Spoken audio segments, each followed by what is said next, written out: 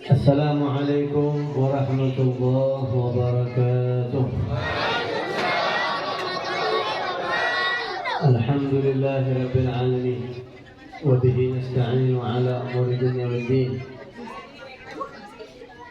وأشهد أن لا إله إلا الله وحده لا شريك له، وأشهد أن سيدنا محمدا عبده ورسوله الصادق الوعد الأمين. اللهم صل وسلم على سيدنا محمد الفاتح لما أغلق والخاتم لما سبق، الناصر الحق بالحق والهادي إلى صراطك المستقيم، وعلى آله وصحبه حق قدره ومقداره العظيم. أما بعد، فقال عز من قائل في محكم تنزيله وهو أصدق القائلين: بسم الله الرحمن الرحيم، ألف لام ميم، غلبت الروم في أدنى الأرض وهم من بعد غلبهم سيغلبون في بضع سنين، لله الأمر من قبل ومن بعد، ينصر من يشاء ويومئذ يفرح المؤمنون. وقال رسول الله صلى الله عليه وسلم: ما نهيتكم عنه فاجتنبوه، وما أمرتكم به فأتوا منه ما استطعتم، فإنما أهلك الذين من قبلكم كثرة مسائلهم واختلافهم على أنبيائهم. صدق الله العظيم وبلغ رسوله النبي الحبيب الكريم، ونحن على ذلك من الشاهدين والشاكرين، والحمد لله رب العالمين. Yang sama-sama kita hormati, yang kita muliain, para habaib yang begitu banyak hadir di sini. Minta maaf kalau namanya kagak saya sebut semua satu persatu, bil khusus Habib Hasan bin Muhammad Al-Antas yang baru saja tadi membacakan maulid, Habib Salim bin Ahmad Al-Antas. Kita doain semuanya biar pada banyak umur dalam taat kepada Allah dan Rasulnya. Amin ya rabbal alamin. Tidak lupa para asatid, para kiai, para tokoh agama, para guru-guru, para orang-orang tua, wabil khusus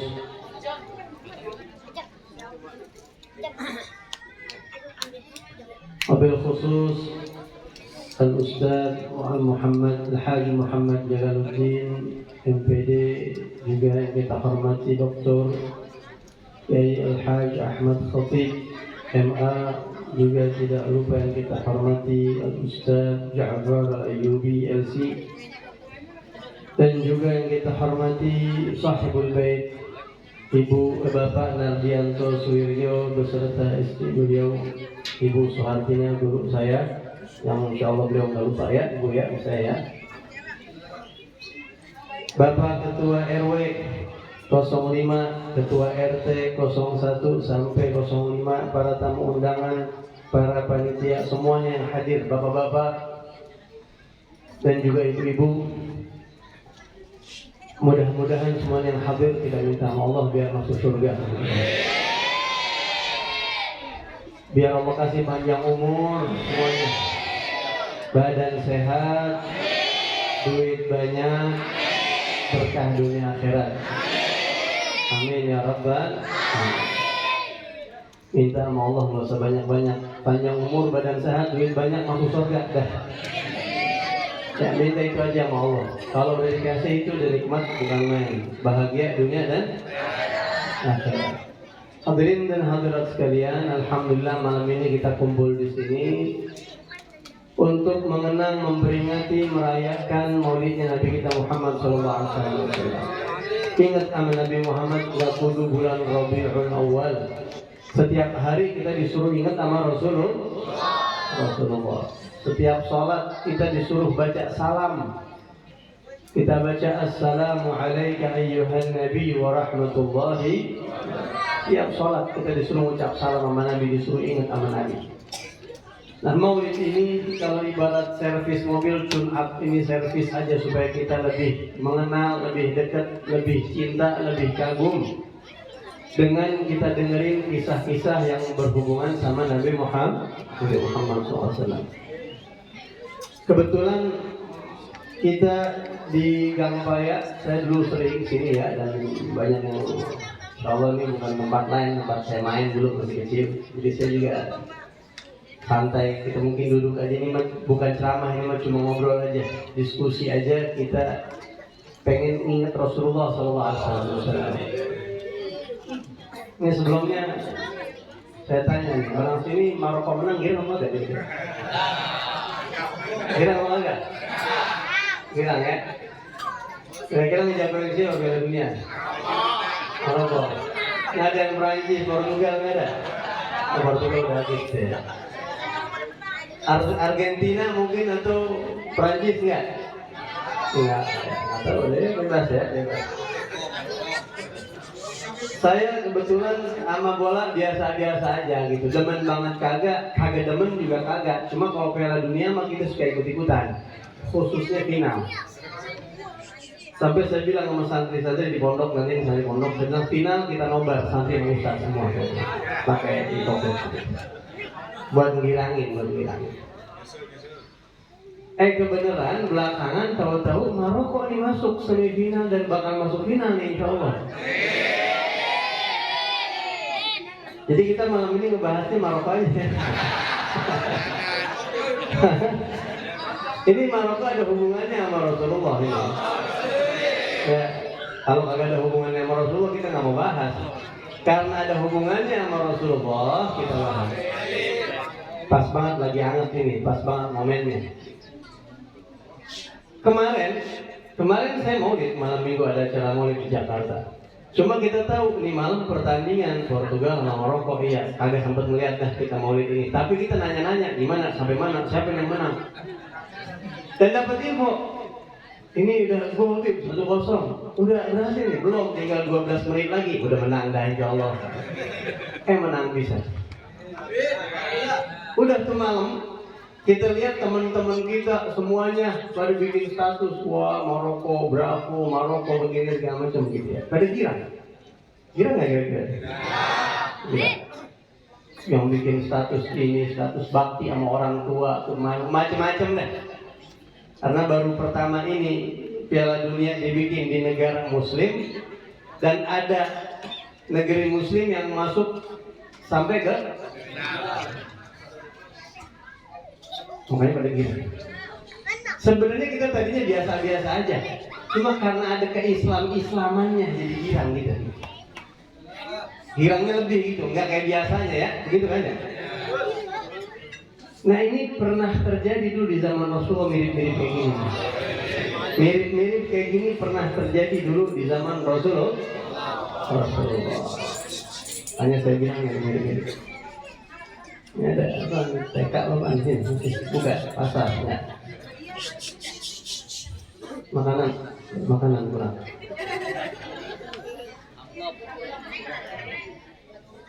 Sampai mana Pak?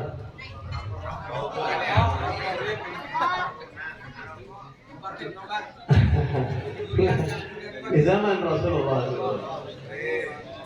Rasulullah SAW dulu ada dua kekuatan besar, ada dua negara superpower adidaya. Sekarang kan kita ada negara superpower apa sekarang? Amerika sama Rusia ya. Ini negara yang saling bersaing, negara punya kekuatan besar. Dan selalu begitu ya. Nah di zaman Rasulullah dulu begitu, ada dua kerajaan besar.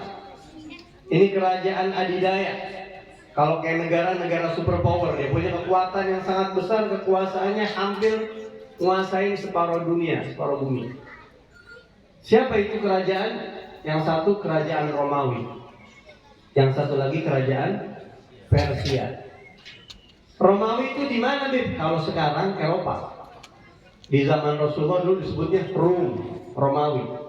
Makanya di Al-Quran ada surat Rum, surat Ar-Rum. Dan Persia itu di mana, Bib? Kalau dulu Faris, Persia disebutnya. Kalau sekarang itu Iran sekitarnya.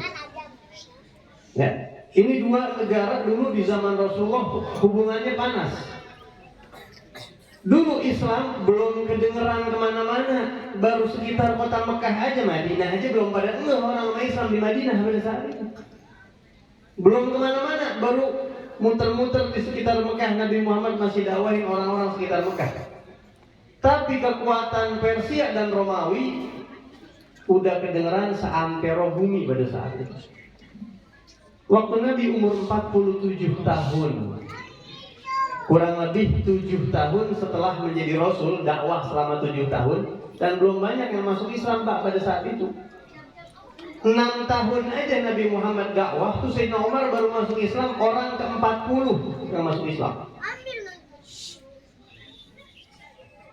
Setahunan dari situ tuh, kurang lebih ada perang. Akhirnya terjadi perang antara Romawi dan Persia. Romawi sama Persia perang. Sedunia semuanya orang dengar, wah ini Romawi Persia dikit lagi perang nih. Dua kerajaan besar. Di saat itu hukum Islam belum Allah turunin Bapak Ibu sekalian ya. Sholat apalagi belum ada, Islamiyah belum ada, sholat belum ada, zakat belum ada.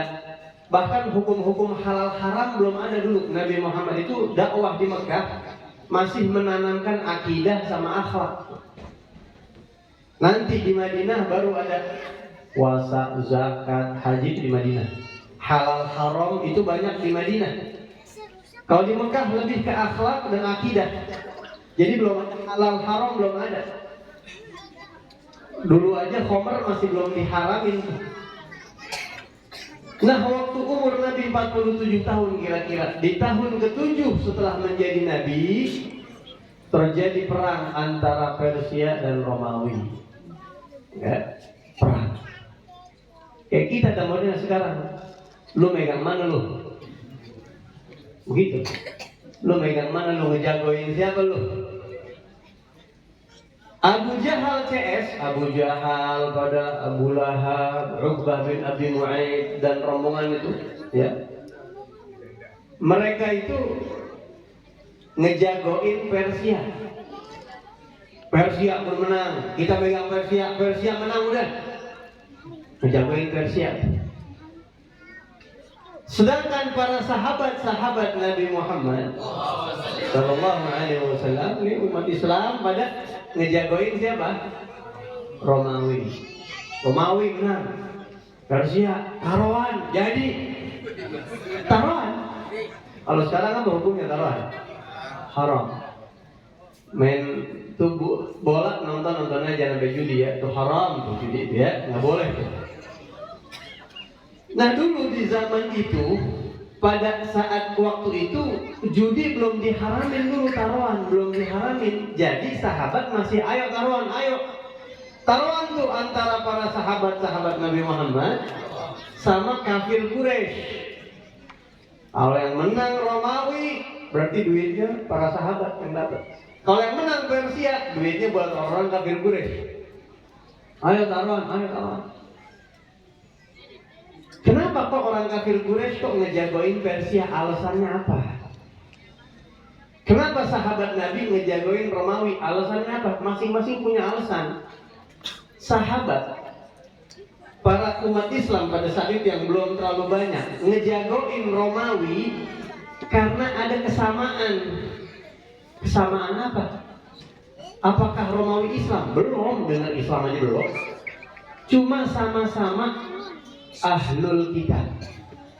Romawi itu ahlul kitab. Ahlul kitab apaan? Mereka masih pegang kitab Injil. Walaupun kitab Injilnya udah dirombak-rombak pada saat itu, tapi masih ada sisa-sisa keterangan Injil yang asli. Masih ada sifat-sifat Nabi Muhammad di situ. Di kitab Injil yang dipegang sama orang Romawi, di situ lengkap sifat-sifat Rasulullah, dan mereka tahu sifat-sifat Nabi akhir zaman.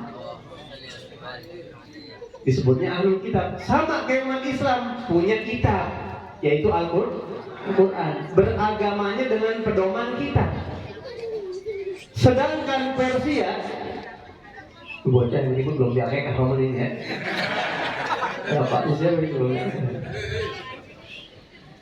Ulang minta ntar ingetin dulu. Sedangkan yang Persia, apa sahabat-sahabat orang-orang kafir Quraisy, Sama Persia, kenapa mendukung Persia? Sama-sama ummi. Apa ummi? Mereka ummi itu enggak ada kitabnya, enggak ada. Orang Persia ibadah udah menurut akal mereka. Api disembah. Orang Persia ibadahnya menurut nenek moyang, menurut tradisi, menurut pemikiran mereka. Sama kayak orang-orang kafir Quraisy. Kenapa nyembah berhala? Wajadna alaihi aba'ana. Kong kita pada kayak gitu, leluhur kita pada kayak gitu, kita ikut kayak gitu. Enggak pakai patokan panduan kitab, enggak ada. Jadi cuma karena kesamaan itu aja. Umat Islam dukung Romawi karena sama-sama punya buku kitab suci. Walaupun kitab suci mereka udah dirontak-rontak sebagian, dan walaupun mereka bukan Islam, Romawi bukan Islam. Sedangkan Persia didukung sama orang-orang kafir Quraisy karena sama-sama tanpa kitab suci ibadahnya. Udah kedengeran sama Rasulullah SAW. Turun tuh firman Allah surat Ar-Rum. Gara-gara pada ngejagoin nih dua perang, sampai turun ayat Quran yang nama suratnya surat Romawi yang dijagoin sama orang Islam. Alif Lam Mim. Ghulibatir Rum. Ghulibatir Rum. Romawi kalah. Belum perang nih. Al-Quran udah buka rahasia. Ini bukti bahwa Al-Quran ini firman Tuhan. Kejadiannya belum. Baru siap-siap taruhan, tapi Allah udah buka rahasia. Ghulibatir Rum. Romawi kalah telak. Ya, fi adnal ardi wa hum min ba'di ghalabihim sayaghlibun. Tapi babak kedua mereka bakal menang. Nanti bakal ada perang lagi setelah ini. Sama-sama Persia lawan Romawi, di situ Romawi bakalan menang. Kapan? Fi bid'i sinin. Antara 3 sampai 9 tahun yang akan datang. Udah. Di situ Rasulullah jelasin itu ayat Al-Quran. Sahabat langsung, wah, ini kalau kita finishnya sekarang, perjanjiannya sekarang, taruhan perang yang ini, duitnya diambil kan, saya pengen menang, habis, kalah. Kalau gitu kita rubah perjanjiannya. Perang yang kedua entar, yang menang siapa? Perang yang kedua, bukan yang sekarang. Karena Al-Quran kasih bocoran. Romawi menang di perang yang kedua. Akhirnya orang-orang kafir Quraisy setuju. Emang dasar bela Persia kita mah. Mau perang yang kedua juga kita bela Persia. Jadi, subhanallah, perang terjadi. Dan Al-Quran agak meleset. Kejadiannya belum Pak, tapi Allah udah kasih tahu Romawi kalah bener, kalah Romawi. Subhanallah, itu sahabat makin yakin sama Al-Quran sama Rasulullah Sallallahu Alaihi Wasallam. Makin yakin mereka.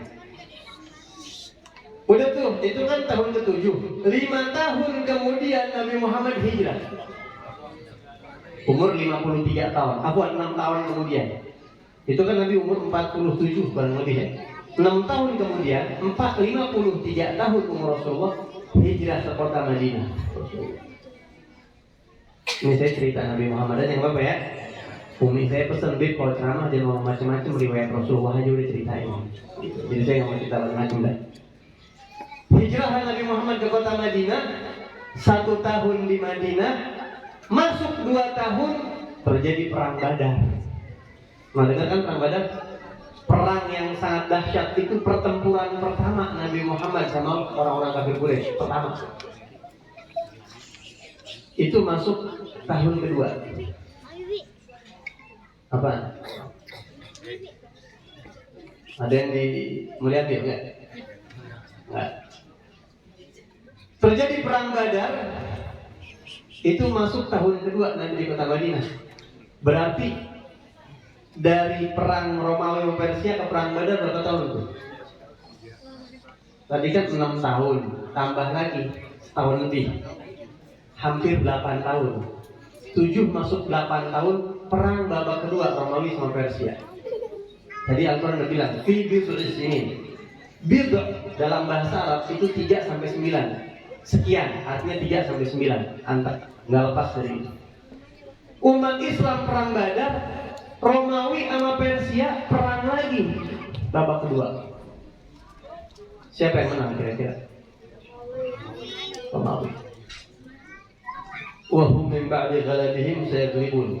Setelah mereka kalah di awal pertandingan tuh, nanti mereka akan menang. Dan subhanallah persis menang. Ketika Romawi menang, Allah abadikan di Al-Quran. Ini Allah abadikan di Al-Quran. Sekarang kita bisa cek tuh Al-Quran ada. Wa yawma idzi yafrahul mu'minun. Di hari kemenangan Romawi, orang-orang mukmin pada girang, bukan main. Orang mukmin pada girang. Siapa yang bilang orang mukmin girang? Allah di Al-Quran. Allah abadiin girangnya orang mukmin dengan kemenangan Romawi. Padahal Romawi itu didukung sama umat Islam cuma sama-sama ahlul kitab doang, bukan muslim. Wa yawma idzi yafrahul mu'minun bi nasrillah yansuru may yasha. Berkat pertolongan Allah, Allah bisa nolong siapa aja. Dah. Kenapa kita girang Maroko menang? Kenapa kita girang? Karena ada kesamaan. Sama-sama apa? Bukan cuma sama-sama Islam, Pak. Maroko itu bahasa Arabnya apa? Maghrib. Mereka itu namanya negeri Maghrib. Anta minen? Kamu dari mana? Ana Maghribi. Ana Maghrib. Saya orang Maroko. Bahasa Arabnya Maghrib. Itu di Maroko, hadirin sekalian, buat wawasan sedikit. Maroko ini adalah negara yang salah satu undang-undang dasar negaranya, peraturan resmi negaranya, wajib rakyatnya menganut paham ahlus sunnah wal jamaah wajib. Dan di Maroko banyak magam para wali, termasuk Al-Imam Abu Madian Al-Maghribi. Siapa Abu Madian Al-Maghribi ini? Abu Madian Al-Maghribi ini adalah salah satu gurunya Al-Faqih Al-Muqaddam Al-Imam Muhammad bin Ali Ba'alawi. Semua habaib thariqahnya nyampe di sana. Al-Faqih Al-Muqaddam tercabang silsilah sanad thariqahnya 2 bercabang. Yang satu ke Al-Imam Abu Madian Al-Maghribi yang makamnya di Maroko. Di Maroko juga ada magam Al-Imam Al-Ghazali Abul Fadl Iyad Al-Yahsubi, pengarang kitab Asy-Syifa bi Ta'rif Huquqil Mustafa yang selalu dibaca sama para habaib di mana-mana. Sampai gini hari Habib Nagib bin Syekh Abu Bakar saban turun Jumat baca kitab Asy-Syifa bertahun-tahun. Dan saya suka ikut, apalagi dulu saya belum ke Bogor. Saya kalau Jumatan tuh selalu ikut baca kitab Asy-Syifa. Khatam, udah khatam nih, saya pikir bakal ganti kitab lain. Kagak, baca lagi dari awal, terus khatam baca lagi begitu, diwiridin begitu. Dan kitab itu mujarrab buat ngobatin penyakit, karena isinya semua tentang Rasulullah. Itu penulisnya orang Maghrib, luar biasa. Kenapa kita bilang Maroko menang? Padahal itu kan cuma bola doang ya, cuma bola doang. Karena ada kesamaan, sama-sama Islam, negara Islam, negara Ahlus Sunnah wal Jamaah. Waktu Saudi menang kita girang sih, girang. Cuma girang yang ini kita, ya. Waktu Saudi menang itu kan kita girang. Ada sama-sama Islam begitu. Tapi kalau ini lebih dahsyat lagi, bukan cuma sama Islamnya, tapi sama Ahlus Sunnah wal Jamaahnya, sama dalam banyak hal kita sama. Kita kembali ke cerita Rasulullah. Jadi girangnya kita sama kemenangan-kemenangan yang ada kesamaan sama kita, itu dibolehin sama Allah, sama seperti Allah abadikan, Allah Subhanahu wa Ta'ala legalkan girangnya sahabat Nabi waktu dengar kaum Romawi menang perang lawan Persia. Kalah kalau saya bocah kalah. Tong, diem tong ya. Nggak bisa cara, mau jungkir balik naik truk pala ke genteng serain gitu tuh. Sekarang diem dulu. Nah iya gitu. Nah, mana tadi Pak? Belgia, teman. Kita kembali ke sejarah Rasulullah. Begitu Rasulullah Shallallahu Alaihi Wasallam ya menang mohon maaf. Begitu Raja Romawi menang. Romawi ini punya raja. Namanya siapa Raja Romawi? Ada yang tahu? Namanya kalau dalam bahasa Arab Raja Hirgal. Kalau kita lihat di tulisan-tulisan sekarang ajam Heraklius. Kalau antum cari di Wikipedia ada tuh. Heraklius itu raja Romawi di era Rasulullah SAW, di masanya Rasulullah. Udah, rupanya nih raja waktu kalah yang pertama dia nyesek banget. Gua nazar dah, kata nih raja. Kalau gua menang, nanti perang yang akan datang kita bikin persiapan lagi. Kalau menang, gua mau ziarah, kata nih raja. Ziarah kemana? Ke Ilya. Ilya itu di mana, Beb? Ilya itu kalau sekarang Syam, Masjidil Aqsa, Baitul Maqdis, Palestina termasuk. Kalau gua menang nanti perang, gua mau ziarah ke sana, ke tanah suci. Karena itu tempat sucinya orang-orang Nasrani, Yahudi pada saat itu, dan dipegang sama mereka, belum dipegang sama umat Islam. Kan menang tuh Raja Romawi. Dia akhirnya bikin rombongan, kita ziarah rame-rame bersama One Team Press, bersama Wuzara, bersama ajudan-ajudan, kita ziarah ke Ilya, ke Syam. Itu perjalanan lama Pak, bukan sehari dua hari, berhari-hari, berminggu-minggu. Namanya orang jalan zaman dulu nggak kayak sekarang, ada hotel, nginep kagak. Jadi ntar asal malam bikin tenda, tidur di situ. Besok pagi lanjut jalan, tidur. Salah satu malam di tengah perjalanan ini raja pas lagi tidur mimpi.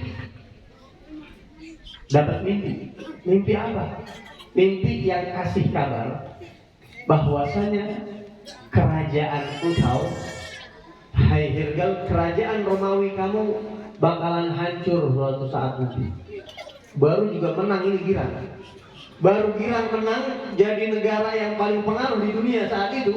Tahu-tahu dapat mimpi kerajaan kamu bakal hancur, bakal ditaklukkan. Sama siapa?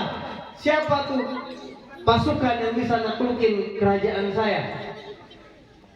Di mimpi itu dikasih tahu Malikul Khitan adalah orang-orang kaum yang berkhitan. Kagak dikasih tahu siapa-siapanya, cuma dikasih tanda doang. Kaum yang berkhitan. Tahu khitan ya? Apa khitan? Sunat. Bangun tidur kepikiran aja. Udah habis dia tuntasin itu, dia kunjungin ke Syam, segala macam, pulang dia panggil ajudannya. Kumpul semuanya, para wazir-wazir kumpul. Saya mau tanya. Saya tadi malam mimpi kerajaan kita bakal ditaklukkan sama kaum yang berkhitan. Siapa kaum yang berkhitan? Karena orang-orang Nasrani nggak ada yang sunat, Pak.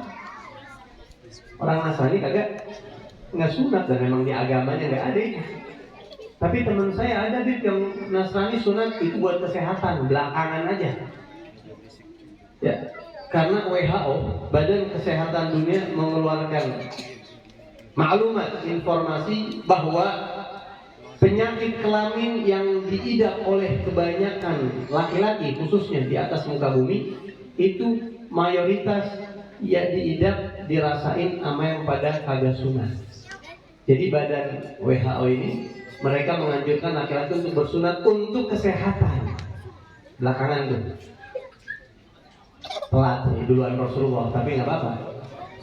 Kalau kita mah nggak pakai nungguin begituan, kata Nabi sami'na wa ata'na. Makanya kalau bahagia ikuti Nabi Muhammad. Mustahil orang bisa bahagia kalau nggak ikut Rasulullah. Titik, udah habis. Jalan bahagia cuma ikut Rasulullah. Dia bangun tidur kepikiran, ini siapa kaum yang berkhitan? Coba lu cari tahu, Yahudi pada sunat gak tuh? Kagak, tuan raja. Terus siapa ini yang pada khitan? Yang bakal naklukin kerajaan gue ini siapa? Jadi PR. Ribut lagi baik bocah. Belum khitan namanya ya. Dah, apa? Buat ini aja, buat apa? Buat bikin iklan.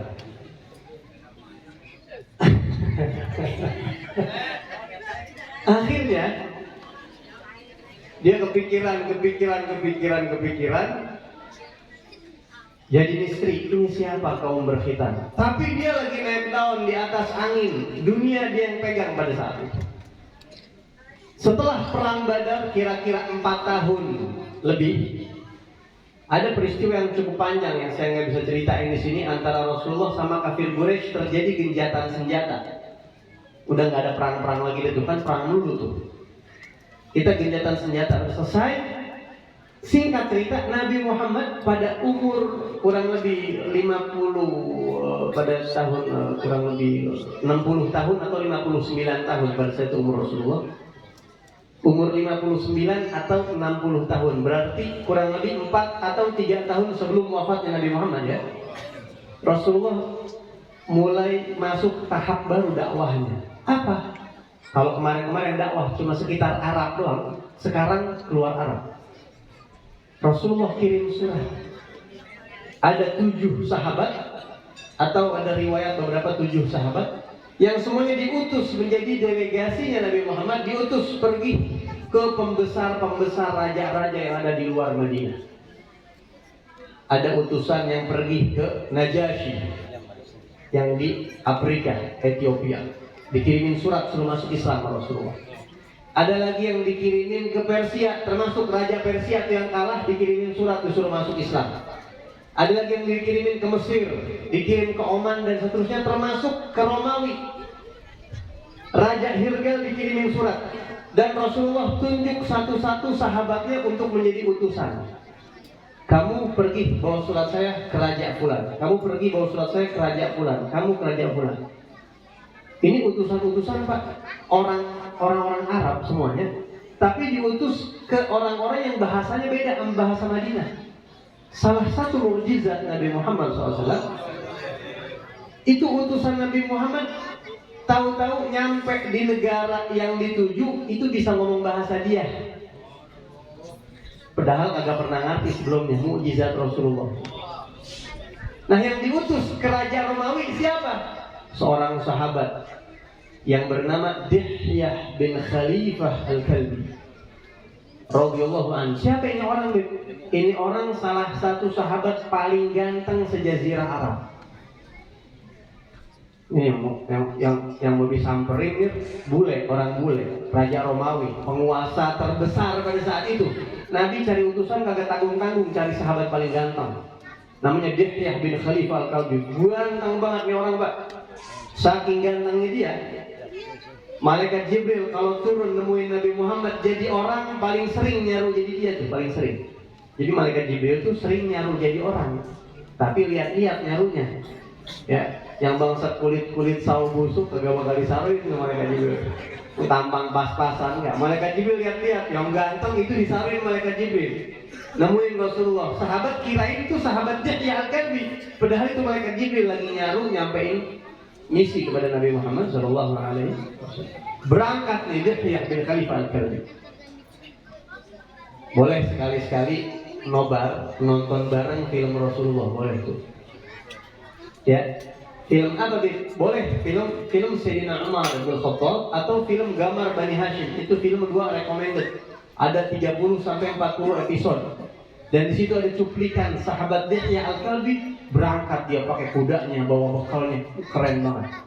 Dia berangkat. Dan di film-film itu hadirin sekalian, di film Gamar Bani Hashim, Umar bin Khattab, memang sutradaranya memang tahu belajar dari ulama. Sahabat yang ganteng dicari aktor yang ganteng. Seperti Sayyidina Abbas bin Abdul Muttalib, pamannya Nabi Muhammad, itu badannya gede tinggi, suaranya jahwari, kalau ngomong kencang. Dan di 2 film itu orangnya keren banget keren. Keren, bewoknya, hidungnya, matanya tajam. Abdul Muttalib, kakeknya Rasulullah pun begitu. Di film Gamar Bani Hashim itu orangnya karismatik banget. Jadi kita begitu melihat film itu, selama ini kita cuma baca di kitab, begitu kita lihat di film, merinding kita ngeliat.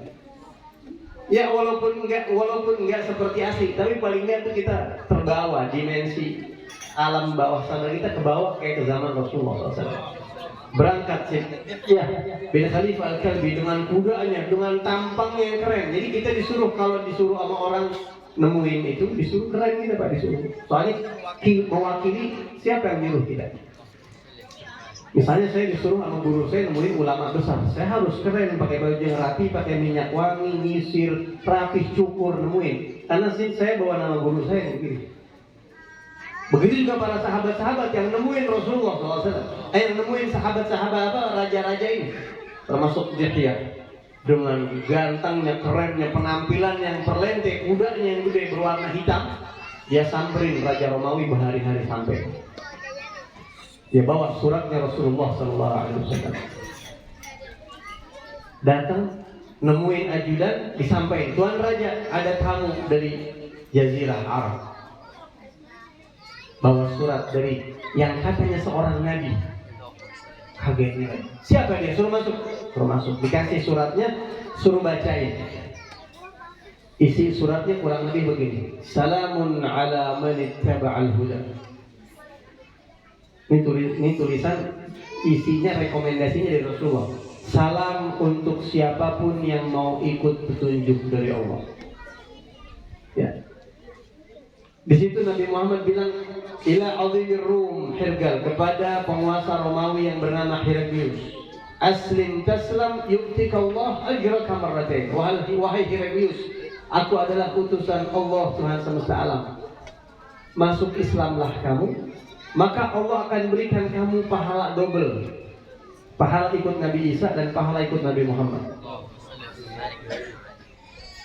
Tapi kalau kamu tidak masuk Islam, kata Rasulullah di surat itu, fa'alaika ithmul arisiyin, maka rakyat kamu yang ada di pelosok-pelosok yang kagak ngerti tentang aku, tentang Nabi, tentang Islam, yang harusnya mereka ikut masuk Islam dengan Islamnya kamu, tapi mereka nggak jadi masuk Islam karena kamu mengajak mereka, kamu yang tanggung tuh dosanya mereka di neraka, nanti kamu yang tanggung sendiri. Kaget nih, Heraklius. Siapa ini Muhammad? Apakah dia orangnya? Kepikiran nih Pak Heraklius. Kepikiran dengan suratnya Rasulullah SAW. Kepikiran. Akhirnya dia panggil ajudan. Dia panggil Mensesnek, Menteri Sekretaris Negara, bikin surat. Ya, atau disuruh. Saya perintahkan, saya instruksikan satu orang dari istana untuk pergi ke Ilya, ke Syam. Ngapain Tuan Raja? Terus ajudan disuruh ke sono. Cari orang Arab, orang Mekah, cari. Saya mau nanya-nanya sama tuh orang. Mungkin dia dengar-dengar tentang tuh Nabi. Berangkatlah dia nih, si ajudan raja ke Syam. Kan orang Arab tuh, orang Mekah, orang Madinah suka dagang ke Syam kan? Ya, Rasulullah aja dari umur 9, 11, 12 tahun, ada riwayat macam-macam, diajak sama pamannya Abu Thalib ke Syam untuk berdagang. Umur 25 tahun Rasulullah bawa barangnya Sayyidah Khadijah dagang di Syam. Karena Syam itu negara maju pada saat itu. Akhirnya di Syam ini ajudan raja nyari-nyari, mana ini orang yang datang dari Mekah. Ketemu pisan sama Abu Sufyan bin Harb. Siapa Abu Sufyan bin Harb? Abu Sufyan bin Harb ini komplotannya Abu Jahal. Abu Jahal, Abu Lahab, rombongan kafir Quraisy, musuh Nabi Muhammad SAW. Walaupun nanti pada akhirnya beliau masuk Islam nanti. Tapi ini waktu dicerita ini, beliau belum masuk Islam. Bahkan beliau jadi pimpinan utama musuh Nabi Muhammad pada saat itu. Tapi di sisi lain, ini Abu Sufyan punya anak perempuan, namanya Ramlah. Disebutnya Ummu Habibah, yang dinikahin sama Rasulullah. Bingung gak tuh? Di satu sisi mertua, di sisi lain musuh besar. Jadi Nabi Muhammad juga nikahin Sayyidah Ramlah ini salah satu trik dan strategi perintah dari Allah untuk bisa menarik orang-orang masuk Islam. Singkat cerita, rombongan Anda dari Mekah? Iya betul. Dari Arab? Iya betul. Raja Romawi Heraklius mengundang Anda semua ke istana. Ya Abu Sufyan kalau kata dia orang Betawi, dia ngomong ini, tumben-tumbenan ini raja undang kita, ada apaan? Sejep-bujep kita ke Syam, kagak pernah nih orang Arab di sana, nggak pernah. Baru ini. Ngimpi apa ini? Heraklius ini ngimpi apa? Heraklius. Tapi satu kehormatan, datang nih rombongan orang-orang Mekah, musuh-musuh Nabi pada saat itu yang diundang masuk ke istana. Dan cuplikan ini ada di film yang saya sebut tadi, di film Sayyidina Umar, di film Gambar Bani Hashim. Lihat cuplikan ini indah banget. Saya kalau ngajar sirah sama santri, saya style itu cuplikan ini lihat. Dan bahasanya persis seperti bahasa redaksi yang lagi hadis. Panggil masuk ke istana, kata Raja Romawi.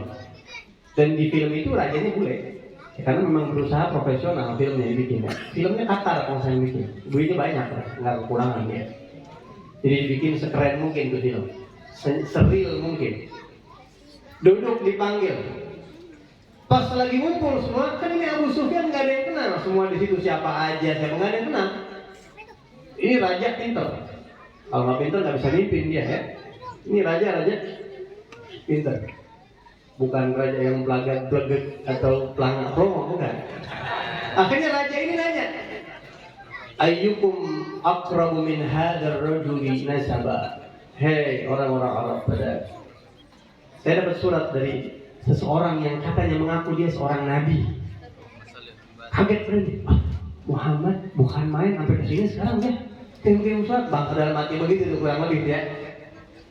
Nah, saya mau tanya, di antara kalian semua yang di istana nih, ayyukum aqrabu min hadzal rajul nasaba. Siapa yang nasab hubungan darahnya paling dekat sama Muhammad siapa? Siapa yang paling dekat? Yang paling dekat Abu Sufyan. Ana ayyuhal malik. Saya tuan raja yang dekat, saya yang paling dekat. Karena Abu Sufyan sama Rasulullah nasabnya ketemu di Abdi Manaf. Rasulullah Sayyidina Muhammad bin Abdullah bin Abdul Muttalib bin Hashim bin Abdi Manaf. Ketemu di situ dekat. Saya wahai tuan raja, maju, kamu sendiri maju. Maju ini Abu Sufyan duduk di depan, kata Abu Sufyan, yang lain semua di belakang. Saya kasih tahu sama kalian semua yang di belakang nih. Saya mau interogasi nih orang Abu Sufyan. Saya mau interview dia, saya mau interogasi dia. Tolong saya minta kalau dia bohong kasih isyarat, kasih sinyal sama saya. Saya nggak mau dibohongin. Ini pinternya raja Pak, karena kalau dia duduk rame-rame bisa colek-colekan gitu. Atau main mata, gini. Jangan ngomong begitu. Tapi kalau sendiri di depan di sidang, yang di belakang ngeri kalau bohong bisa agak pulang kita ini. Pinternya nih raja. Maka Al-Imam Al-Bukhari meriwayatkan dialog antara Raja Hirdal sama Abu Sufyan radhiyallahu anhu. Dan di cuplikan film ada, bahkan di YouTube dibikin cuplikan-cuplikan beberapa menit kecil begitu. Hiwar baina Hirdal wa Abi Sufyan. Di antara pertanyaannya, saya nggak mungkin jelasin semua pertanyaannya karena terlalu panjang. Di antaranya ditanya, kaifa nasabuhu fikum? Saya mau tanya, ini Muhammad nasabnya bagaimana nih orang? Nasabnya bagaimana? Abu Sufyan menjawab, innahu fina dzun nasab. Nasab dia paling cakep di antara kita. Muhammad bin Abdullah bin Abdul Muttalib bin Hashim. Ayahnya nggak ada yang nggak kenal, orang mulia. Kakeknya Abdul Muttalib yang ngasih makan orang haji semua kakeknya. Hashim yang pertama kali menciptakan rihlat asy-syita'i was-shayf. Siapa yang nggak kenal? Al-Halim ibnul Halim ibnul Halim, Al-Karim ibnul Karim ibnul Karim, anak orang baik, cucu orang baik semua. Innahu fina dzun nasab. Itu pertanyaan pertama. Pertanyaan kedua, kurang lebih ya, saya agak ngacak nih pertanyaan. Atattahimunahu bil kadzib qabla an yaqula ma qala. Pernah enggak kalian Muhammad nih kalau dia lagi pengen ngomong sesuatu, sebelum ngomong ente udah pada suudzon, bakal bohong nih. Pernah enggak suudzon dia bakal bohong sebelum ngomong? Jadi nanyanya bukan pernah enggak Muhammad bohong, bukan begitu.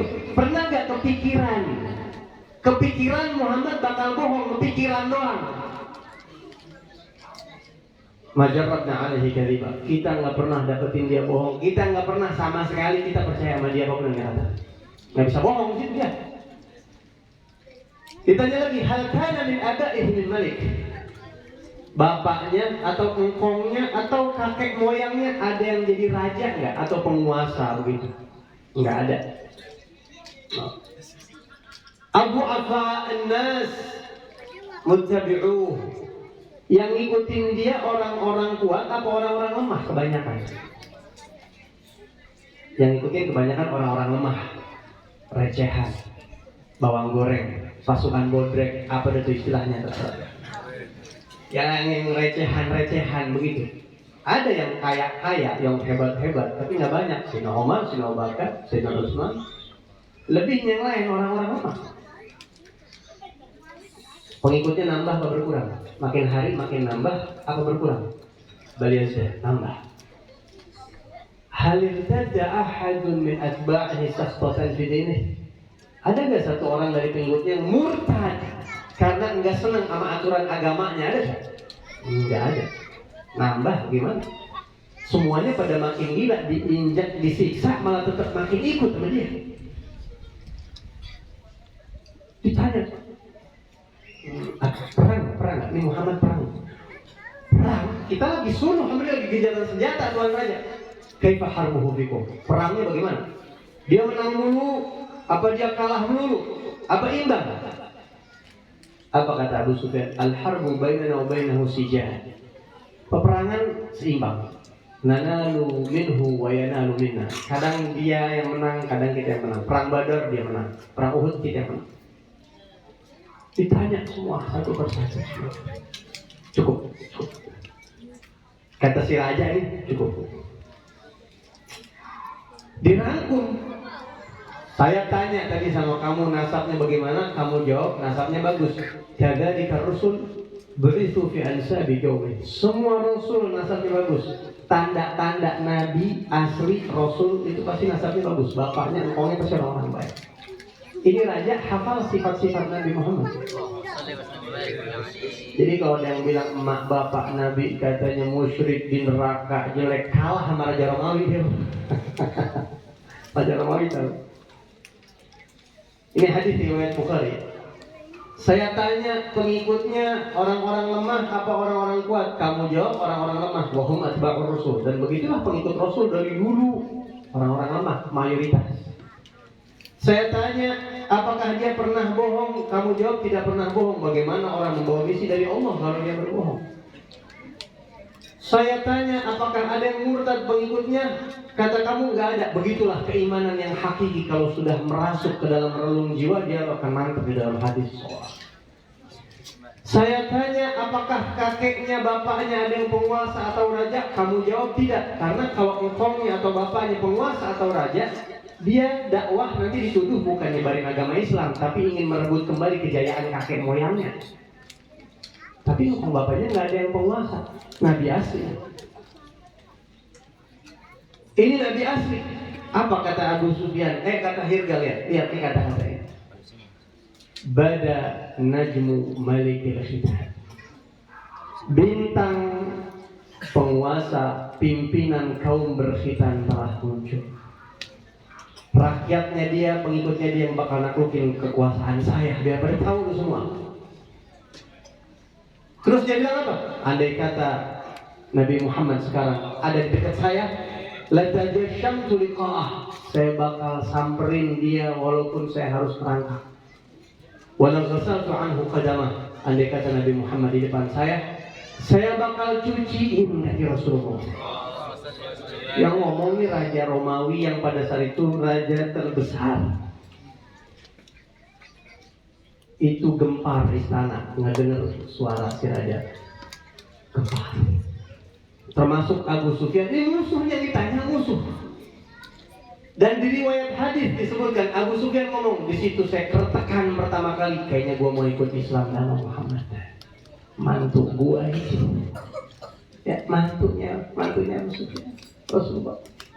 Katakan saya kayaknya mau ikut. Di situ katakan dia pertama ada. Nanti setahun lebih setelah itu Fathu Mekah Abu Sufyan masuk Islam. Terus Raja Romawi masuk Islam kan? Nggak bisa tidur dia kepikiran. Karena dia tertarik buat ikut Rasulullah, pengen ikut Rasulullah. Bayangin sampai pengen cuci kaki Nabi. Raja nih raja. Emang kalau raja dulu hebat baik. Kagak gengsian orangnya. Dulu ada satu raja, mau panjang ceritanya, nggak kelar-kelar lah. nggak kelar. Di situ masuk Islam tuh akhirnya tuh raja. Akhirnya dia coba ngomong sama wuzara, penasehat kerajaan gitu ya. Mungkin kalau sekarang kayak one team press gitu. Gimana ini? Kita ikut apa Muhammad? Apakah kita masuk Islam? Suratnya udah nyampe ke kita. Tanda-tandanya benar. Semua yang ada dalam kitab Samawi, tanda Nabi akhir zaman ada namanya. Ini Nabi asli. Kata para penasehat bilang, lu ngapa jadi bodoh begini? Lu ini pemimpin, ngapa jadi ikut jadi dipimpin? Kalau lu misalnya mau ikut sama Muhammad, kita perang sama lu pada. Begituin Pak. Agak aman nih keadaan. Oh enggak. Cuma ngetes doang, ente masih loyal gak sama anak? Kalian masih loyal gak sama saya? Enggak, tenang aja, saya gak bakal ikut sama Muhammad. Kata Rasulullah, dia jual tuh dunianya, dia jual akhiratnya, musuhnya dia dapat surga, dia jual karena kekuasaan. Sayang, ada kesombongan sedikit, masih kecintaan sama harta yang bikin dia nggak mau ikut sama Rasulullah. Tapi Raja Romawi, walaupun dia nggak ikut sama Nabi Muhammad, itu surat Nabi Muhammad disimpan di kotak yang bagus, dia rawat, dia jaga, dihormati, ditaruh di tempat yang tinggi. Dia pesan sama anaknya atau sama raja berikutnya, lu kalau mau aman, ini surat dari Muhammad, lu jaga nih surat. Karena utusan Nabi yang satu datang ke Raja Persia. Ini kan Raja Romawi, ini Raja Persia, datang utusan surat Rasulullah, suruh masuk Islam, dirobek-robek Pak surat Nabi Muhammad. Apa ini? Dirobek-robek. Dengar Rasulullah, ya Rasulullah, Raja Persia merobek-robek suratmu ya Rasulullah. Nabi langsung bilang, mazzagallahu mulkahu kulla mumazzak. Kerajaan dia bakal dirobek-robek sehancur-hancurnya sama Allah. Hancur Pak kerajaannya. Kapan? Di zaman Sayyidina Umar. Hancur, luluh, lantah, habis sudah. Hilang kerajaan Persia, sampai sekarang nggak ada. Terus Rasulullah nanya, gimana Raja Romawi? Dapat info nih, bukan nanya, dapat info ya Rasulullah, Raja Romawi dia menghormati suratmu. Selama surat saya dijaga, kerajaannya bakal dijaga sama Allah. Itu sampai berabad-abad Pak. Sampai setelah beberapa abad, beberapa dinasti, seorang khalifah Amirul Mukminin dari umat Islam datang nemuin Raja Romawi salah satu gitu ya, nanya, ini raja ngeluarin kotak terbuat dari perak, dikeluarin. Ini kata Amirul Mukminin, apa ini? Ini surat Nabi Muhammad ratusan tahun yang lalu. Kenapa kok masih dijaga? Kok dihormatin? Iya, pesan turun temurun kalau kerajaan lo pengen aman sampai sekarang, suruh jaga surat Rasulullah. Dan kita jaga demi keamanan kerajaan kita. Kembali ke Maroko dan Portugal. Ya. Jadi kita sekarang paham kenapa kita girang Maroko menang, paham ya? Paham. Nggak apa-apa girang. Beb, Anda bela Perancis, Beb. Gimana Beb? Nggak apa-apa. Emang cuma bola doang. Nggak usah serius-serius banget. Cuma ini mah kebenaran, pas lagi maulid cari cerita yang pas sama sepak bola, kira-kira apa nih gitu. Dan juga kan kita pulang maulid jadi nambah wawasan tentang hidupnya Nabi Muhammad ya. Luar biasa Rasulullah, suratnya aja segitu dahsyatnya. Dan yang saya ceritain ini perjalanan bertahun-tahun nih Pak, bertahun-tahun dari Rasulullah masih di Mekah, masih umat Islam belum banyak, sampai Raja Romawi pengen cuci kaki Nabi Muhammad. Pengen cuci kaki Nabi Muhammad. Penutup terakhir. Sebelum saya akhiri, kita tadi dengar ya bagaimana Raja Romawi itu pengen cuci kaki Rasulullah. Kira-kira nyuci kaki orang mulia hebat atau enggak Pak?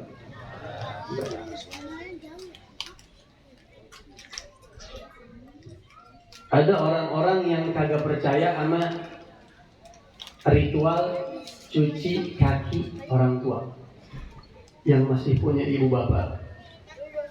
Kalau pengen berkah hidupnya, ya cuciin kakinya, ente tuh cuci.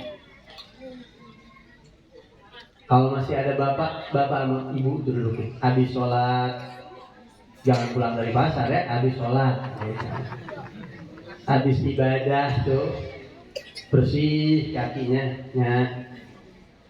mama, papi, atau apalah begini deh. Baba, saya punya satu permintaan, mohon jangan ditolak.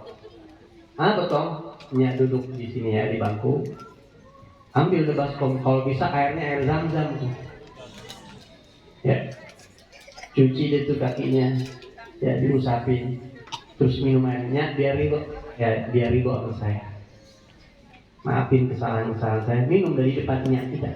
Bukan airnya, bukan, tapi ribonya ibu kita, ribonya bapak kita yang mahal tuh. Allah menyuruh kita di Al-Quran, wakhfid lahuma janahal dhulli minar rahmah. Hinain diri kamu di depan mereka berdua, hinain. Salah satu bentuk menghinakan diri di depan orang tua, minum air bekas kaki yang dia pakai jalan kemana-mana. Dan Sayyidina Ali bin Abi Thalib sempat minum air bekas mandiin jenazahnya Rasulullah. Karena Rasulullah wasiat, yang mandi jenazah saya fulan-fulan, di antara Sayyidina Ali bin Thalib dan Fadl bin Abbas. Nah itu begitu selesai dimandiin, kata Sayyidina Ali, saya minum air jenazahnya Rasulullah. Minum air kaki bekas cucian ibu kita yang bersih, itu cuma buat mancing keribuan dia. Dan Allah bakalan ridho. Kalau antum bisa kayak begini, antum perhatiin, sebulan, 2 bulan, setahun, 2 tahun bakal ada keajaiban. Kehidupan antum bakalan berubah. Anak ngomong kayak begini bukan nggak pernah ngejalanin, anak udah ngejalanin. Anak cuci, orang tua kan kadang-kadang begitu ya. Udah nggak usah deh, udah doain dia cukupnya, jangan pakai cuci. Oh begitu kadang-kadang orang tua. Udah nyari kok, udah nggak usah. Apaan sih pada begini? Cuma seteguk doang ya, seteguk doang. Ya. Itu orang tua ngeremes pelatihnya nggak kayak gitu. Dicuci, diminum. Gitu. Kok pada diem ini nggak sih kalau ada gitu? Ya. Itu di mana? Tim Maroko itu kan pada mamanya pada Masya Allah ya. Maroko lah juga ya. Amaknya pada Masya Allah, pada ada yang emaknya pembantu rumah tangga, dia saya agak malu, saya akuin mak saya kemaduan begitu. Banyak cerita-cerita semua. Pulang dari sini yang masih punya minyak baba, kalau belum bisa cuci minimal cium ya, cium. Al-Imam Al-Qurtubi itu katanya kalau mau keluar rumahnya, telapak kaki ibunya ditempel ke pipinya. Sambil berdoa, Allahumma innaka qulta fi kitabik, ya Allah kau berfirman di Al-Quran, waqfid lahuma janahal dhulli, rendahkanlah untuk orang tuamu sayap kehinaan. Rendahin maksudnya, ya Allah saya hinain diri saya di luar dicium tangan orang ngaji sama saya, tapi depannya saya di bawah telapak kakinya, ya Allah ampunin dosa saya. Udah keluar.